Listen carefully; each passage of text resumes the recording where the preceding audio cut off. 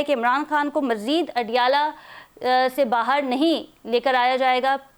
پہلے ہم نے دیکھا تھا کہ طبیعت کی ناسازی کی وجہ سے، آئی انفیکشن کی وجہ سے انہیں پمز اسپتال لایا گیا تھا اور فیملی کو انفارم نہیں کیا تھا. لیکن اب علیمہ صاحبہ کہتی ہیں، انہوں نے درخواست کی سہیل آفریدی سے کہ آپ تمام ایم این اے اور ایم پی اوز کو بلائیں، ہم روز روز ملاقات کی بھیک مانگ کر تھک گئے ہیں. اس پہ کیا کہیں گے؟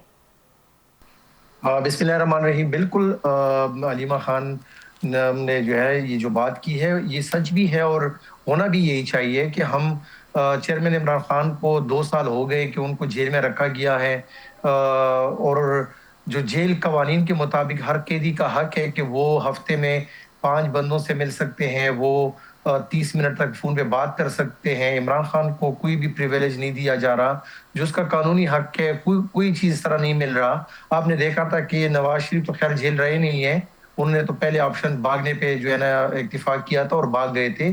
لیکن مریم نواز جب جیل میں تھی تو اس کو سب جیل مطلب اس کو ایک سیف ہاؤس دیا گیا تھا جس میں اس کو استری اور اے سی تک کی سہولیات ان کو میسر تھیں. چیئرمین عمران خان جو ہے وہ کسی بھی بہانہ اس نے آج تک بنایا نہیں ہے، آج بھی وہ جیل میں ہے. تو جب وہ اس کو لے کر گئے تھے پیمز، تو آپ نے دیکھا کہ وہاں پہ ڈاکٹر نے خود ہی کہا ہے کہ جس دن ان کو لے کر گئے تھے اگر یہ ڈیلے ہوا ہوتا تو ہو سکتا تھا کہ ان کی ویژن جو ہے وہ چلی جاتی.